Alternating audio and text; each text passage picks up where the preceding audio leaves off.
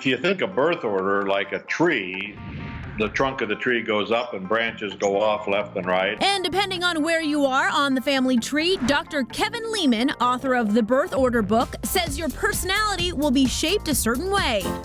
First up, Your firstborn is the standard bearer. They're successful, they're achieving, they don't like surprises, they're list makers.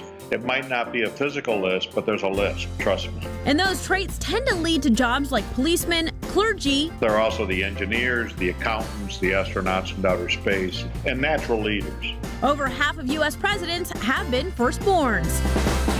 And next comes the middle child. The secondborn sees that the Miss Goody Two-Shoes role is filled, so I think I better scratch me out another tunnel in this little family zoo. These younger sibs will look up to their big brother or sister and play off of them. So if the firstborn is a perfectionist, the secondborn predictably will look like Pigpen. So what's wrong? Don't sell the middle child short because they're very relational people.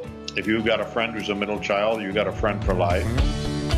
And then there's the baby of the family. She's fun-filled, looking for the next party. If there's not a party, she creates one by herself. They're used to being the center of attention, so they pick careers like entertainers. Billy Crystal, Eddie Murphy, Jim Carrey, Martin Short, Chevy Chase, Steve Martin. Even me, Kristina Guerrero. Though I'm the second of 5 children, Dr. Leman says it's not always about rank order. You look at large families, there's subfamilies within the family. I had 5 years experience being the baby before my younger brother came along. And there's another one called an only child. They're sort of in a special place. Since they spend much of their time with mom and dad, they learn to love adult company. They're very tuned into adult values. They're little adults by age 6 or 7. And even though many wish they had a sibling, there's greatness in an only child's future. So onlys do extremely well in life, okay?